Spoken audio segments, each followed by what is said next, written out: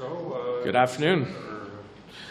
Well, over the past week, we have taken swift and decisive action to deal with a number of events that have occurred in Canadian airspace.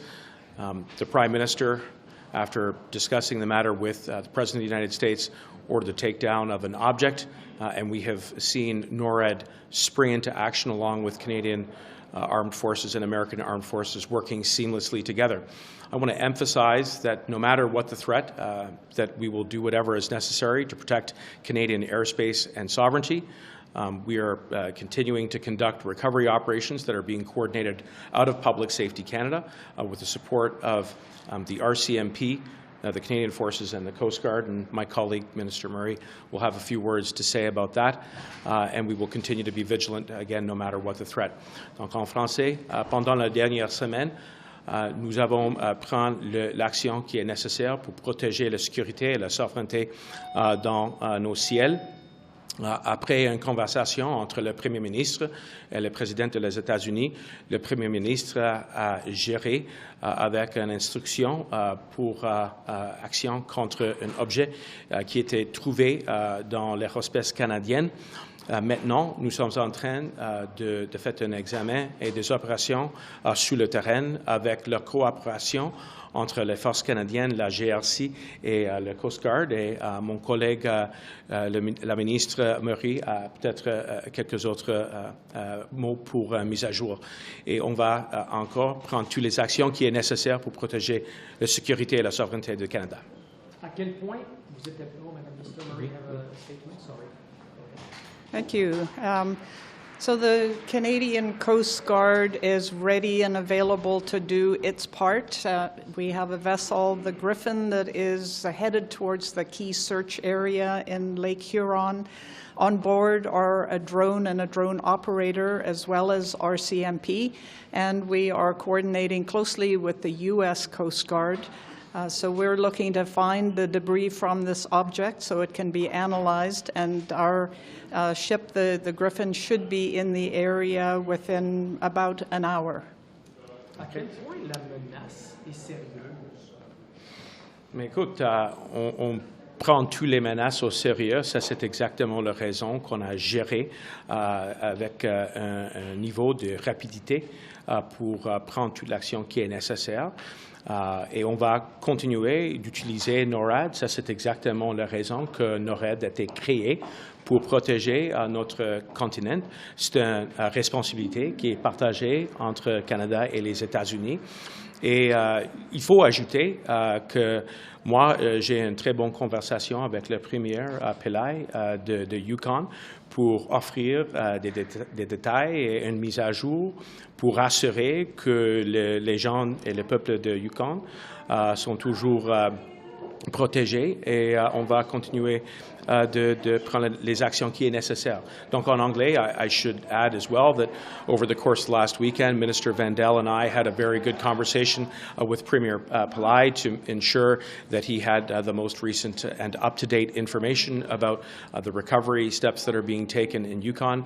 Right now, there is a recovery operation that is being, again, conducted by the RCMP and the Canadian Forces under the coordination of Public Safety Canada in a location between Mayo and Dawson. It is in a stretch of terrain that is extremely challenging and difficult to access, which is why it needs to be carried out with a lot of care and attention to detail and forensics. And so as there are more questions, we will provide information as they become available. Just if I could get two in. One is for you, sir, the duration of the search. Which object do you think you'll find first? And Minister, I know the Griffin well. Do you have any side scan sonar that you can put down as well? Because there's a good chance it's on the bottom of Lake Huron. So first, with regards to the details of the recovery operation that is being conducted right now by the RCMP and the forces, as well as the Coast Guard, we're going to let them do the job that they are very good at doing. They are experts in the field. They understand how to conduct recovery. They understand how to collect information and evidence and analyze it. And as those details become available, we will share them. I should also say that there is an intention to provide a technical briefing to the press in the very short term so that we can share as much as possible. And I'll turn it over to Minister Murray. Thank you. So the Griffin is still searching, and it's supported by 2 Canadian Coast Guard helicopters that are based out of Parry Sound that will be made available.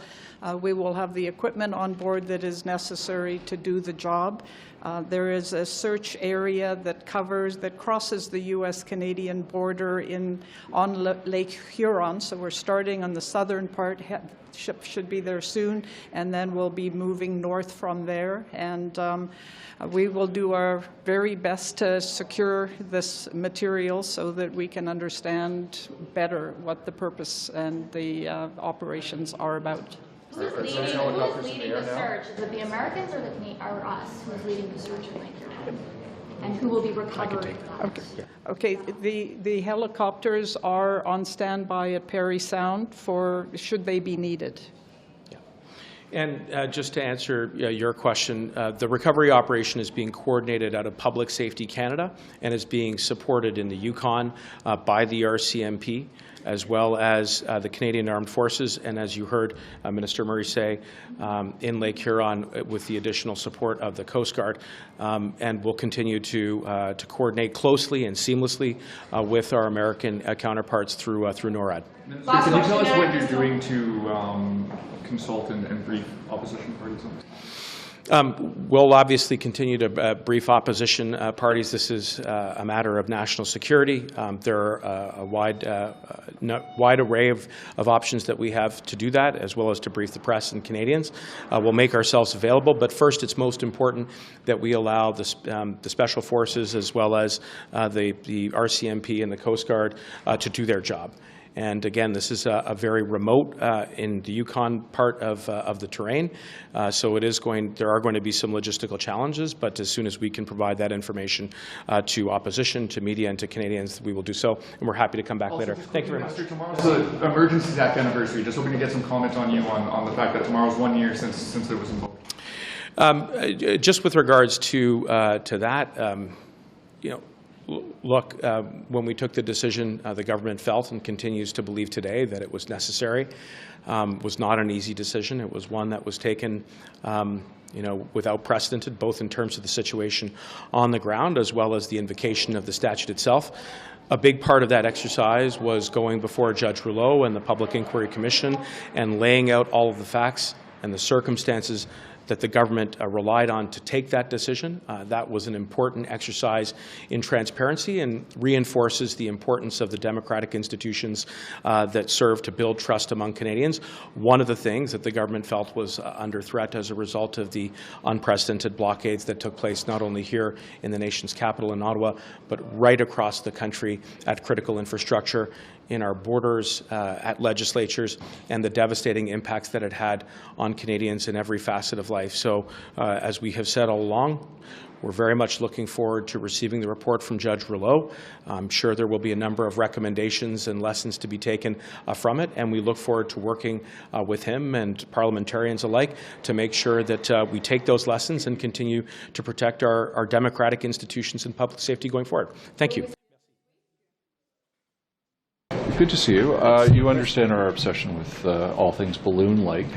You've been putting up notice to airmen about no-go zones because of air defense actions. Overall, to the civilian transportation network of North America, is there a concern with these balloons because they're starting to get in at 40,000 feet, 20,000 feet? That's air travel. Look, civil aviation obviously is a priority of mine, and it's really important that we have confidence, and Canadians and passengers have confidence in the system. What we saw this weekend is that the system worked. NORAD did its job, identifying the object, tracing the object. Then NAV Canada and Transport Canada did their job. So I feel very confident that the system is robust and that our priority remains focused on protecting the civil aviation safety. Are there any more up there? Have a nice day. Bonjour tout le monde. Donc, je suis avec mon collègue Michael Chong.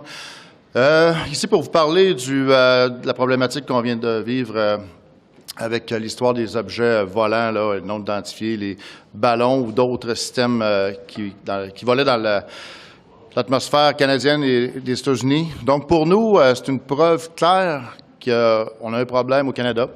Le problème qu'on soulève depuis des années de financement pour upgrader, avec l'anglais, on finit par dire des mots en anglais.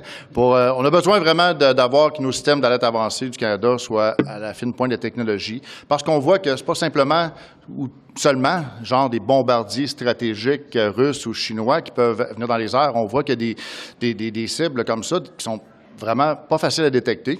Donc, pour nous, c'est clair que les menaces peuvent être de toutes sortes, donc on le voit actuellement. On ne sait pas évidemment quel genre de menaces. On parle avec les 3 derniers qui ont été abattus, mais il reste qu'avec l'information qu'on aura, espérons qu'on pourra avoir très bientôt, on pourra savoir exactement de quoi il en était.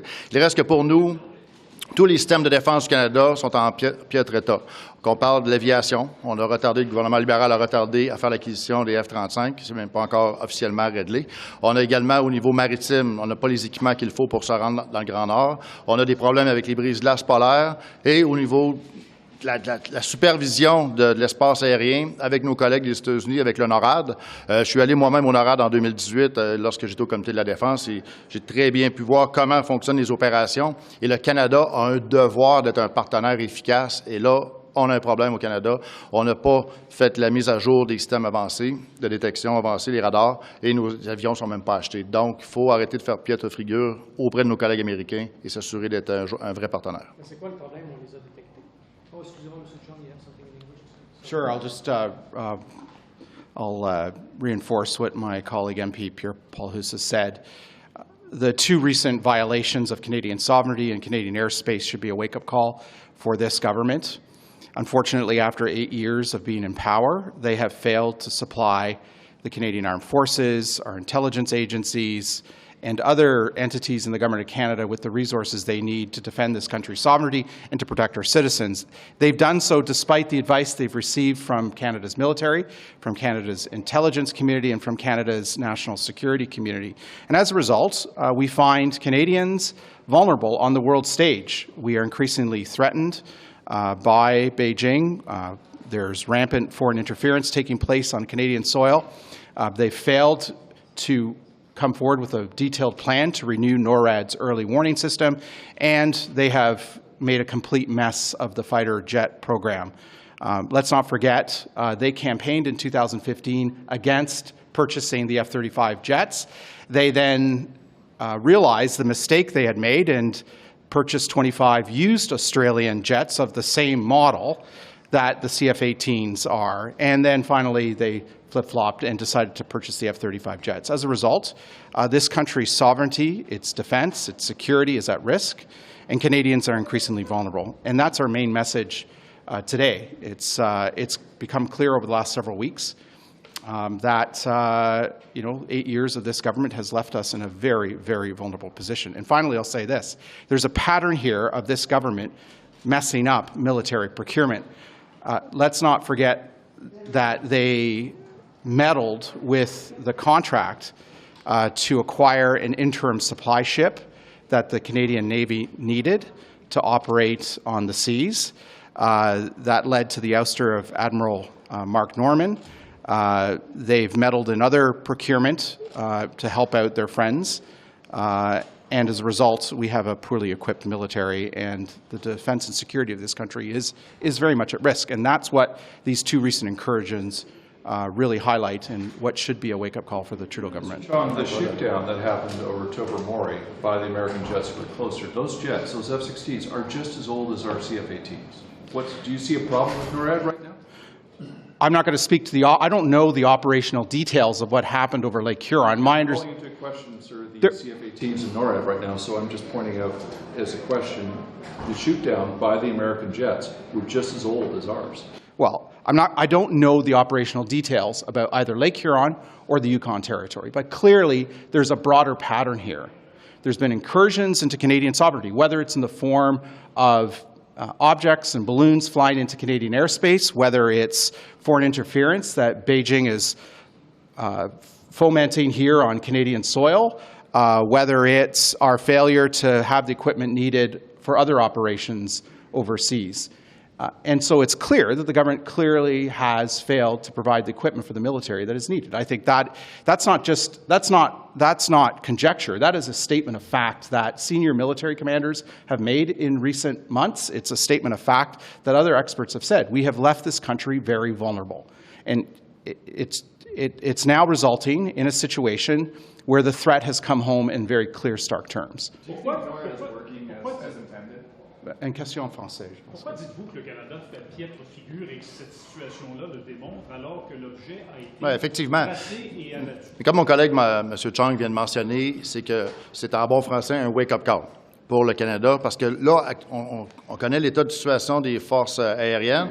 On sait que nos contrats pour l'acquisition du F-35 ont été reportés d'année en année. On sait que la force maritime a besoin des nouvelles frégates. On sait qu'on a besoin de brise-glace, puis il n'y a rien qui avance, il n'y a rien qui bouge. Donc, pour nous, cette situation-là qu'on vient de connaître dans les dernières semaines, 2 dernières semaines, démontre clairement qu'il y a des menaces potentielles qui viennent de d'autres pays. On sait qu'un des ballons vient de la Chine, les autres, on va savoir d'où ils viennent, on présume. Donc, c'est pour ça que aujourd'hui, ce qu'on veut passer comme message, c'est qu'il faut cesser les problèmes d'approvisionnement en capacité militaire du Canada. Il faut que les décisions soient prises. La mise à jour des systèmes avancés, ça fait des années qu'on le dit que ça doit être fait. C'est pas encore fait. Ça traîne en longueur. Donc, ce qu'on veut dire, c'est que les événements des 2 dernières semaines démontrent clairement aux Canadiens qu'il y a des menaces potentielles sur l'espace aérien du Canada et que le Canada doit avoir les capacités d'être un partenaire efficace avec les Américains. Quand vous dites que c'est un wake-up call, dans ce cas-là précis, du Yukon et du lac Huron, elle est où la faille canadienne?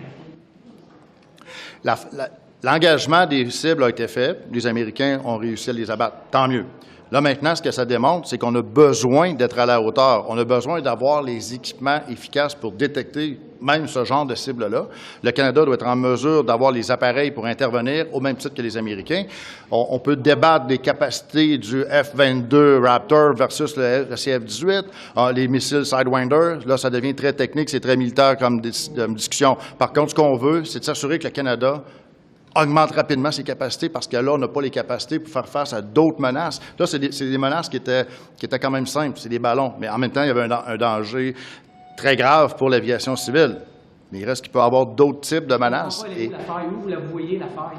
Non, ce qu'on dit, c'est que là, c'est un réveil. Là, ça démontre clairement qu'il peut y avoir des menaces, que des pays étrangers, comme on a vu que le ballon chinois, peuvent décider de venir espionner ou faire d'autres activités au-dessus du Canada. Et le Canada doit être un partenaire solide au sein du NORAD. C'est ce qu'on demande. Et c'est tout simplement, on rappelle ce message-là parce que souvent, on finit par s'endormir, par trouver que, finalement, c'est quoi la menace au Canada? Les gens souvent se disent, pourquoi on investit dans les forces militaires? Il n'y a personne qui en veut au Canada. Mais ce genre d'événement-là, ça démontre qu'il y a des pays qui peuvent être hostiles, qui peuvent faire venir chez nous pour prendre du renseignement ou traverser le pays pour aller aux États-Unis. Puis comme partenaire du NORAD, on doit vraiment être efficace et être en mesure d'intercepter toutes sortes de menaces.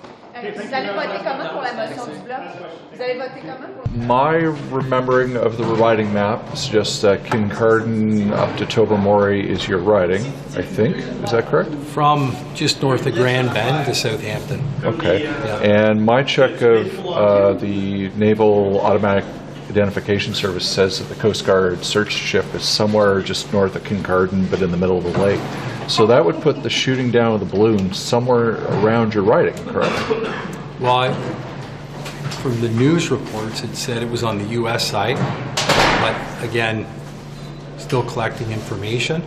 I have a briefing at 5:30 today, just to get some more information so we can get it out to the residents that are along the shoreline or that feed into the shoreline that are concerned, and really people from across the country are wanting more information on what exactly happened. I don't want to be alarmist, but I just got to ask, how does it feel to have what appears to be a foreign balloon shot down off your shores, so to speak? Well, I think people they just want to know what's going on, what it was, if they've been able to retrieve any of the pieces off of what was shot down. And so hopefully Minister of Defense or Foreign Affairs or even the Prime Minister will make a little bit more information available to Canadians, because I'm sure everybody is wondering what the heck's going on right now. Anything I missed, or I don't want to go down the alarmist thing too far, but I just thought I saw you. I know it's your neck of the woods. Yeah, but it's a weird one. So they're going to provide us a briefing at 5:30 for the call it the Shoreline MPs and anybody else that's interested, so that'll be good. Great. Thank you for stopping. Good to see you. Take care. On the notwithstanding clause motion, where are the Conservatives landing on that? Obviously, you will see the vote in a few minutes, but as we have said during the debate, is that we will respect the Constitution, and the notwithstanding clause is included in the Constitution, and the provinces, like the federal government and other authorities, can use it.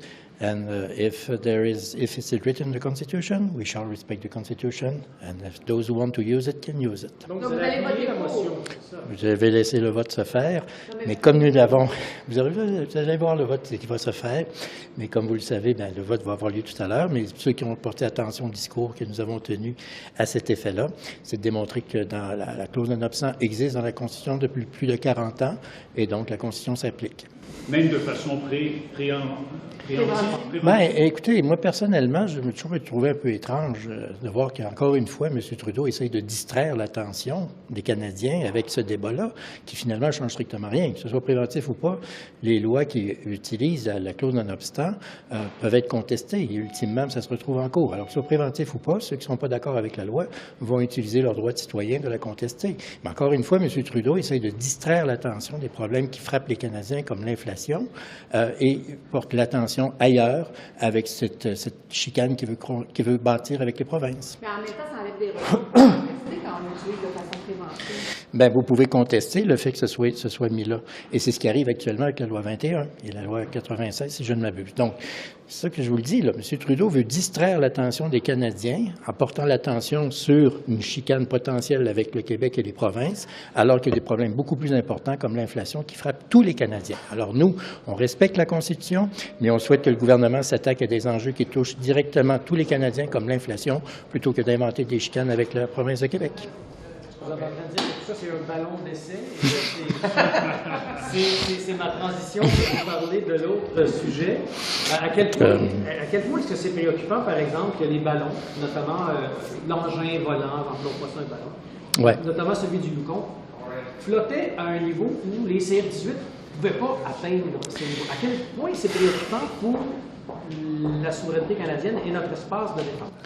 Je pense qu'on a vu depuis les 8 dernières années un gouvernement qui n'avait aucune attention et aucune préoccupation concernant la défense nationale et encore moins la sécurité de notre pays sur le plan militaire et particulièrement l'Arctique. Et ça, je pense que tous les observateurs, oui, je suis un conservateur, je fais partie de l'opposition, je suis là pour détecter les failles du gouvernement, mais au-delà de ça, je pense que sur la face mondiale, les gens se sont rendus compte que le gouvernement, depuis 8 ans, n'avait aucun intérêt pour la défense nationale et encore moins pour la protection de l'Arctique. Et là, aujourd'hui, on se rend compte des dangers qui nous guettent par rapport à ça. Alors, c'est un petit peu gênant d'ailleurs de voir le premier ministre dire fièrement « I ordered that », puis c'est moi qui ai décidé, alors que quelques minutes plus tard, la Maison-Blanche précisait que c'était une collaboration américano-canadienne. Alors, nous, ce qu'on demande au premier ministre, c'est de constater qu'après 8 ans d'inaction de sa part, bien aujourd'hui, on en paye le prix. Et c'est pas à la gloire du Canada ce qui se passe actuellement. Souvenons-nous que pendant 8 ans de temps, il a fait de la petite politique partisane avec la question des F-35 pour finalement aboutir à exactement notre décision. On a perdu 8 ans. C'est ça, le bilan de Justin Trudeau en matière de défense nationale et particulièrement de la protection de l'Arctique. Et ça, c'est décevant pour tous les Canadiens. D'autant plus qu'on se rend compte qu'à la face du monde, ben, on n'a pas de l'air fin. Sir, I'm looking for an English version of that. That was good, eh? I'm sure it was for the other networks. Yeah, sorry. What are you suggesting that sovereignty, NORAD, everything that's been in place, the well, same jet fighters have been in place for 20 years, including the F-22? What we have seen in the last 8 years, when they were in office, and they are in office for the last 8 years, we have noticed that they pay no respect to the Defense Department, and they pay no respect also for our sovereignty in Arctic. And this is the price that we have to pay as a country when we see that in the last 8 years, they play political game with the F-35 to finally recognize that we were right. So we lost 8 full years because of this government who pay no respect to the defense, no respect to the sovereignty of our country in Arctic, and we have seen the result last weekend. I don't understand the link, sir. The closest fighter base is in Jean-Pierre. If you're trying to shoot something down in Tobermory, the American bases in Toledo and Superior, Wisconsin are far closer, sir. So what we have seen the last 8 years is that this government pay no respect to the Defense Department. And we can say that we talk to anybody who is not partisan like I am. I am a partisan. I do recognize I have a job to do. I've been elected to do that as an official opposition. But talk to everybody who are concerned with when we talk about defense, and we're part of this department, that this government pay no respect to them and have no interest in protecting our Arctic sovereignty. And so what we have seen is that in the last 8 years, they decided to play political games with the F-35s, and what we have seen in few days ago, they decided to do what we had decided to do 8 years ago. So we lost 8 full years, and with that, we would have been more serious when it's time to address that kind of issue. So what is your party calling for to increase defense spending altogether? Well, obviously we cannot backtrack on the time, but what we have seen is that we lost 8 years to be sure that we have the right protection when we talk about our airspace, which is not the case. Because, as you know, we have F-18, which is not bad, obviously, but instead of, moving forward 8 years ago, and doing what we have done, what they have decided a few days ago, instead of losing 8 full years, would have been stronger and more equipped to answer the challenge that we have today. M. Deltell, est-vous en mesure de réagir à cet article de Radio-Canada concernant des abus allégués, la torture de jeunes qui avaient des initiations dans le hockey mineur? Bien, c'est sûr que comme tout le monde, j'ai vu ça, puis comme tout le monde, mais là, je parle plus comme père de famille, puis comme grand-père. C'est le genre de choses qui, moi, m'objectent au plus haut point. Je n'ai jamais compris c'était quoi le fun de faire des initiations aussi dégradantes que ça. Mais je parle plus en mon nom personnel qu'autre chose. Est-ce qu'il y a quelque chose que la ministre devrait faire, selon vous, la ministre des Sports? Je préfère pas m'avancer sur la glace politique.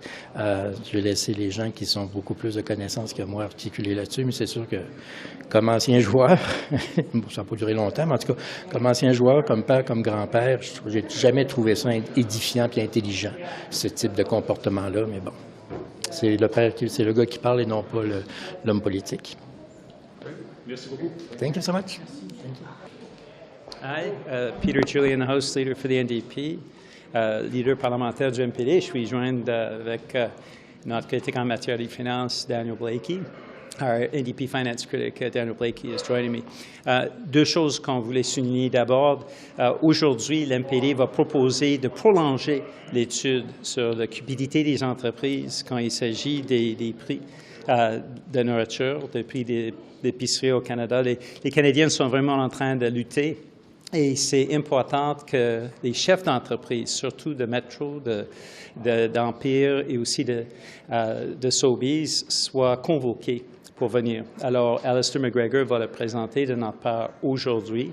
Et on espère bien d'avoir un consensus de tous les députés de prolonger cette étude importante. The NDP wants to keep the study on greedflation going. We believe, as Canadians are struggling to put food on the table, it's absolutely essential that parliamentarians do their job and get to the bottom of what we've seen, a marked spike up of food prices in Canada. And we'll be asking the CEOs of Sobeys and Empire and Metro to come forward to committee to explain how this marked spiking up of prices, explain how that happened. And we are hoping to have all-party support from all members of Parliament to keep that study going. Deuxièmement, on a eu aujourd'hui beaucoup d'informations autour des attaques qui ont été faites contre les joueurs d'hockey. On parle des cas de viol, des cas de la torture. C'est encore une fois le fait que les joueurs ne soient pas protégés, le grand public canadien ne soit pas protégé. Le gouvernement fédéral peut bien faire appel aux organisations sportives nationales, mais la réalité, c'est que le gouvernement fédéral est responsable. Alors, quand on regarde le manque de surveillance que le gouvernement fédéral a fait depuis des années, c'est vraiment au gouvernement fédéral de prendre les actions nécessaires pour protéger des joueurs et de faire en sorte que le public soit protégé aussi.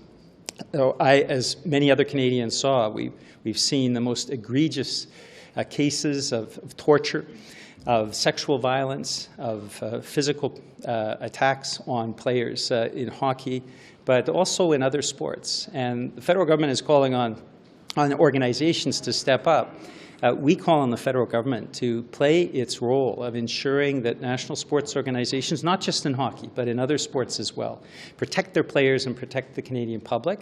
It's not for the federal government to pass the buck. The federal government has that responsibility, and the federal government has been negligent for far too long. And I ask Daniel Blakey now to speak on the Rogers Shaw merger.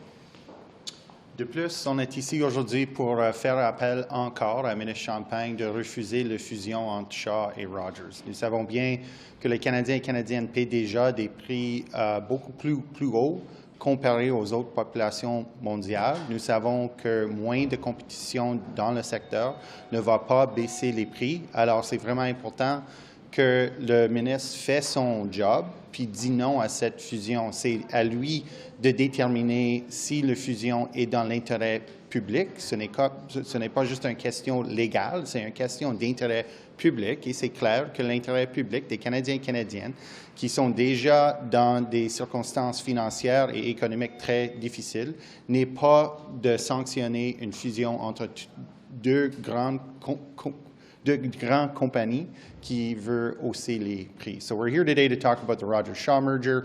We know already that Canadians are paying among the highest prices for telecom services. Less competition is not going to issue in lower prices. We know that already. It's the minister's job to take action in the public interest. This isn't simply a legal question. This is a question of the minister taking responsibility for minding the interests of Canadians who are already struggling in difficult financial and economic times. This is not the time to do things that are going to raise the basic rate for telecom services in Canadian households. Thank you. Thank you. Comment est-ce que vous allez voter sur la motion concernant la clause dérogatoire? Mais je pense qu'on a été très clair là-dessus quand on regarde l'exemple du gouvernement Ford en Ontario. C'est pas quelque chose de l'usage qui peut être fait dans toute une gamme des circonstances, c'est pas quelque chose qu'on appuie. Would you mind if we brought the minister in? We're just trying to do the balloon stuff. Yep. Okay. Merci. Thank you. Minister, if you could, please. Monsieur Rodriguez, vous avez réagi comment en voyant la petite publicité du Bloc québécois? Je trouve ça profondément triste. On parle ici de gens qui quittent leur pays, souvent dans des conditions extrêmement difficiles avec des enfants, et qui essayent de faire le mieux dans notre société. Alors nous, notre devoir, c'est de les accueillir avec dignité, non pas avec des insultes, comme le Bloc québécois. C'est des insultes? Ah oui, écoutez, le Bloc québécois dit que ces gens viennent ici dans un tout inclus, comme si c'était le buffet, le free-for-all. J'en ai rencontré beaucoup qui vivent dans des conditions très difficiles, sans poils, ne peuvent pas rien faire cuire, sans frigidaire, habiller les enfants comme ils peuvent. Alors, ces gens-là sont ici pour améliorer leur sort, celui de leurs enfants. Et nous, je pense, comme politiciens, en tout cas, ce qu'on doit faire, c'est essayer de les aider et certainement pas de les attaquer de la sorte. Monsieur Blanchet, l'explication qu'il donne, c'est que ce n'est pas les migrants qu'il visait, c'est les Américains. Les Américains disent aux migrants, allez au Canada, c'est un tout inclus. C'est ça son message. C'est le message qu'il voulait... Non, le message du Bloc, il n'y a pas de sens. Il est facile à comprendre. Il dit que ces gens-là, ça vient ici dans un tout inclus, comme si c'était le party.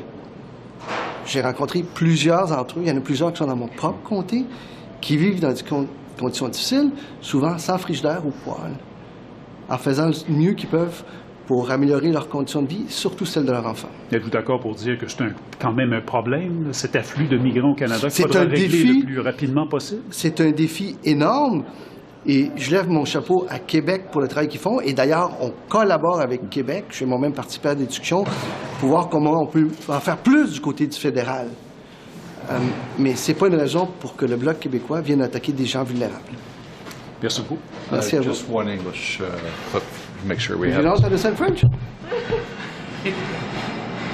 Yeah, you know. I'm kidding. I know you are. Okay. But seriously, the Bloc's tweet featuring the bus tickets in New York and the graphic they put up, what's your reaction to that, please? Well, I find that very sad. We're talking about people leaving their countries in difficult conditions with their children, and what we should do here is to welcome them with dignity, not attacks like the Bloc Québécois is doing. Thank you very much. Thank you.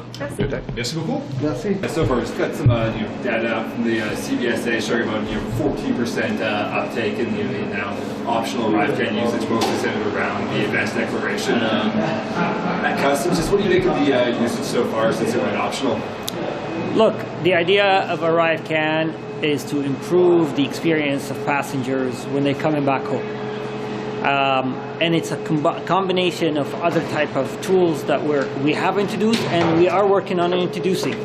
So I think the more we're able to integrate and make the process more convenient for passengers, the more they'll use these type of tools. So we're going to learn from what we've seen so far and hopefully further improve on the journey. Yeah, just with the usage rate being around that 14% mark so far, CBSA officials looking to try to get that up to around 30%. Do you think there might be bad taste with some people now some of the issues we saw with the arrive-can over the pandemic and just the low uptake of the new tools? I don't know.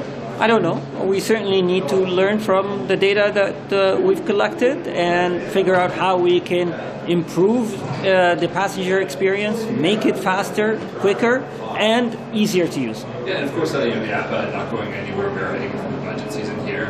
What kind of financial commitment is the government putting forward to continuing to build arrive-can since the app isn't going anywhere anytime soon? Stay tuned for the budget. Thank you. Thanks.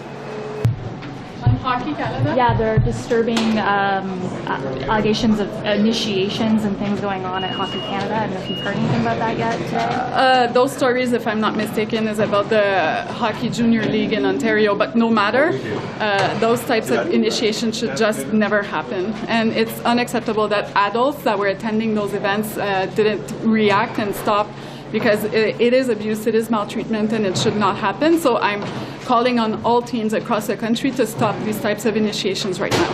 Could I just get you on French, too, on that? I'm sorry. We just weren't there this morning. Oui. Les allégations concernant les initiations dans la Ligue junior de l'Ontario, c'est absolument inacceptable. C'est inacceptable aussi qu'il y a des adultes qui étaient témoins de ces événements-là puis qui les ont pas arrêtés. Ça constitue de l'abus, des mauvais traitements. Ça devrait jamais arriver. Puis je demande à toutes les équipes partout au Canada d'arrêter de tenir ce type d'initiation-là. C'est inacceptable. Merci. Wellington Street, the mayor wants to open it. Are you still against opening it? Well, I think all of us share the same long-term outcome, which is to make Wellington more secure, more people-friendly street. There's a lot of conversations that are taking place between the federal government and City of Ottawa. I'm confident those conversations will result in a positive outcome that will meet everyone's expectations. And on the provincial Liberal race, I assume there has to be a provincial race to start before you would actually make a decision to jump in? Or? Yeah, as I've said before, I'm seriously considering the possibility. I'm taking the time to talk to a lot of Liberals across the province. I've been touring some parts of the province as well, so I can meet with Liberals and speak with them directly. The party's AGM is coming up in first weekend of March, where the party will determine the process by which they will be choosing a leader, and then the timelines and the rules associated with the leadership will be determined perhaps sometime in early spring. It will be highly premature for at least for myself to make any decision until we know what the rules of the race are. Great. For stopping. Anything I missed? No. Thank you very much. Take care. Always good to touch base. Thank you. Thank you.